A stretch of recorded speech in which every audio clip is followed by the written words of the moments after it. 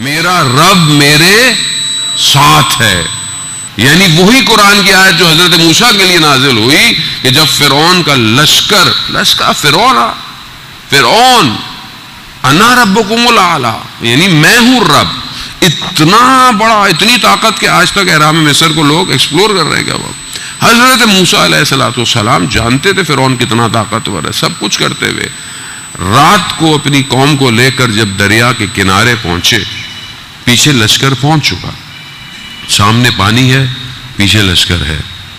لوگوں نے یہی کہا حضرت موسیٰ ہم تو پھنس گئے، اسے تو بہتر تھا ہم غلامی رہتے. تو وہاں پر پروردگار نے کہا موسیٰ ان سے کہہ دو انا معی ربی، میرا رب میرے ساتھ ہے. وہ جو رب دریائے نیل کے کنارے پہ تھا وہی رب اسٹریٹ آف ہرمز کے کنارے پر بھی ہے.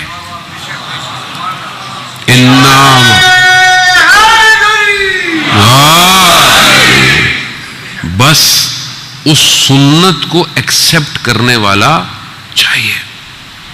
کتنا بڑا، اتنے بڑے بڑے پانی کے بیڑے کہ جب کسی ملک کے پاس سے گزرتے تھے تو لوگوں کی طبیعت خراب ہو جاتی تھی، خود ہی آگ لگا دی. آپ کے سامنے، میں خبر پڑھنے نہیں آیا، نہ آپ کو نیوز دینے آیا ہوں. ایسا ساری جو باتیں آپ جانتے ہیں.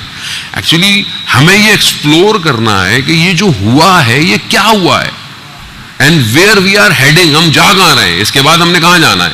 اور ہم نے اپنے آپ کو دیکھنا ہے کہ ہم کدھر کھڑے ہوئے ہیں. تاریخ جب لکھی جائے گی تو لکھا جائے گا نا کہ کوئی لوگ نے یہ کیا، کچھ لوگوں نے یہ کیا، تو ہمارے بارے میں کیا لکھا جائے گا تاریخ میں. تو آپ کی اور میری چوائس بہت امپورٹنٹ ہے عزیزان محترم. تو سنت الہی میں تبدیلی نہیں آتی، مگر شرط یہ ہے ایمان لانا پڑتا ہے. شرط یہ ہے کہ قرآن کو اور اہل بیت کو زندگی میں شامل کرنا پڑتا ہے. تو بہرحال یہ اسٹرکچرڈ ہے، میں اسی اسٹرکچر کو کوشش کروں گا کھولتا رہوں آپ کی خدمت میں. عزیزان محترم تھوڑا سا بیک فروٹ کریں.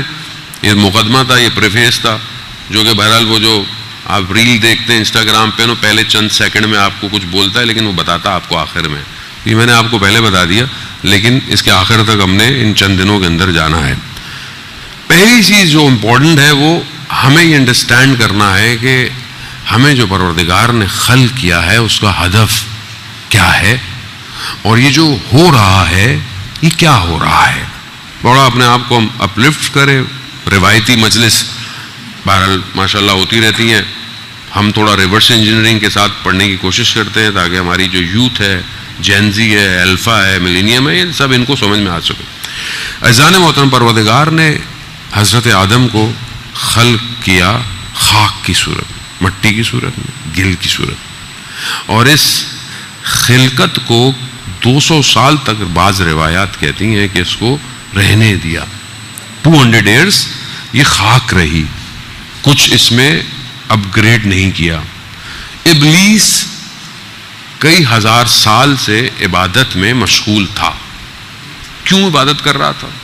حالانکہ آگ کا بنا ہوا تھا، نار کا بنا ہوا تھا، لیکن I don't know، بہرحال یہ اس کے ذہن میں تھا کہ کیا تھا، اس کو کچھ چاہیے تھا. بہرحال اس کو کچھ چاہیے تھا. اس نے عبادتیں کی، اللہ کو پہچانتا تھا. اللہ کی وحدانیت سے شیطان ابلیس نے انکار نہیں کیا. تو یہاں پر ایک بریکٹ میں آپ کو فارمولا دے دوں، صرف اللہ کو ماننا کافی نہیں ہے. اللہ کو تو مانتا تھا، ابلیس سے بہتر کون مان سکتا ہے اللہ کو. اب وہ اس خاک کو دیکھتا رہا اور حقارت کی نگاہ سے دیکھتا رہا. یعنی خاک ہے، مٹی ہے، کیچڑ ہے، کیا ہے یہ؟ دیکھتا رہا. اور جب پروردگار نے امر جاری کیا، یعنی حکم جاری کیا کہ اس کو سجدہ کر، تو وہاں وہ ایک دم سے آفینڈڈ ہو گیا. میں اس کو سجدہ کروں؟ یہ تو خاک ہے، اس میں کیا ایسا؟ پروردگار نے کہا کہ جو ہم، جیسے ملائکہ نے بھی بولا تھا نا زمین پہ جائیں گے یہ کریں گے، تو پروردگار نے کہا جو ہم جانتے ہیں وہ تم نہیں جانتے. اور اللہ نے کہا کہ ہم نے اس کو کچھ دیا ہے، یعنی کچھ دیا ہے، کچھ کلمات دیے ہیں، کچھ چیزوں. قرآن کی سورہ بقرہ کی شروع کی آیات جو ہیں ان ساری باتوں کو انویل کرتی ہیں. مگر اس نے انکار کیا، کہا میں نہیں کروں گا. نہ صرف انکار کیا بلکہ کہا کہ میں اس سے بہتر ہوں، میں اس سے بہتر ہوں، میں آگ سے بنا ہوں، یہ خاک سے ہے. بس وہی اس کا تکبر، اس کا حسد، اپنے آپ کو کچھ سمجھ لینا. خدا نے کہا کہ بس تم یہاں سے نکل جاؤ، یعنی لٹکار دیا، باہر کر دیا. مگر اس نے خداوند متعال سے کہا کہ مجھے اجازت دے، میں آپ کی اس مخلوق میں انویڈ کر سکوں، انٹر ہو سکوں، اغوا کر سکوں، خراب کر سکوں. خدا نے اسے ہمیشہ کے لیے وقت نہیں دیا. خدا نے کہا نہیں ہمیشہ کے لیے نہیں دے رہا، لیکن ایک وقت معلوم، قرآن میں یہی لفظ جو ہے وہ استعمال ہوا ہے، وقت معلوم تک اس کو اجازت دے دی. اب نیو چیپٹر اوپن ہو گیا. شیطان کے لیے ایک پیسج مل گیا، اس پیسج میں اس کو پتہ چل گیا میں نے کیا کرنا ہے. اور یہاں حضرت آدم کو پروردگار نے نفختو من روحی، میں نے اپنی روح کو اس کے اندر پھونکا، بنایا، عالم برزخ کی بہشت میں رکھ دیا. یہ ساری باتیں آپ جانتے ہیں، سنتے ہیں. ایکسٹریکشن جو ہے وہ پرابلم کہاں سے ہوئی، یہاں پرابلم کون سی ہے، یہ آپ کو نوٹ کرنا ہے. یہ پرابلم کیا پرابلم تھی؟ شیطان کو کیا مسئلہ تھا؟ عبادتیں کر رہا تھا، استاد تھا، کیا پرابلم تھی؟ اس ایک سے کیا پرابلم تھی؟ اور اسی کو اس نے آگے کی طرف بڑھایا. اور سب سے پہلے جو ہے وہ حضرت آدم اور حوا کو اس بحث سے اتروا دیا، نیچے آ گیا. گراؤنڈ یہ ہے، یعنی یہ جو معرکہ ہے جس میں شیطان نے ٹائم مانگا ہے اور رحمان کا سسٹم جب ڈاؤن لوڈ ہوا ہے، معرکہ زمین پر ہے. یہ معرکہ زمین پر ہے. یہ سب ایسے نہیں ہو گیا، اٹس ناٹ انسیڈنٹ.